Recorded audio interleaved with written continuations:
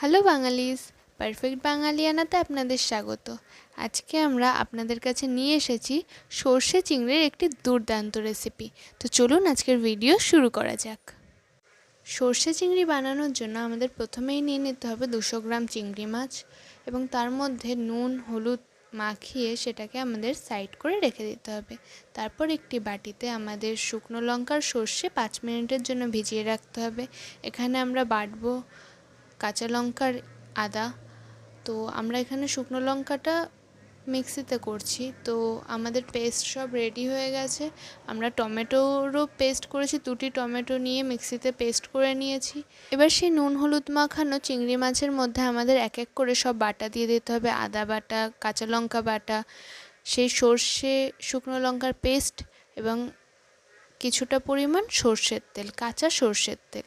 তো তারপর সেটাকে আমরা ভালো করে এখানে মাখিয়ে নেব।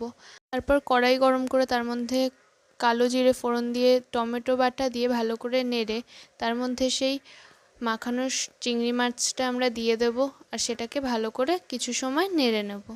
তারপর তার মধ্যে আমরা আস্তে আস্তে অল্প জল অ্যাড করব, কিন্তু আমাদের গ্যাসের আঁচ থাকবে লো। এবার এর মধ্যে আমরা কিছুটা পরিমাণ মশলা গোলা জল নিয়ে নিয়েছি। তো এবার এটাকে আমরা ভালো করে নাড়ব। তারপর আমরা এটাকে ঢাকা দিয়ে 15 থেকে 20 মিনিট মতো রেখে দেব। 15 মিনিট পর আমরা যখন ঢাকনা খুলব তখন আমাদের চিংড়ি মাছ পুরোপুরি রেডি। তো আপনারা এখানে দেখতেই পাচ্ছেন খুব সুস্বাদু দেখতে লাগছে।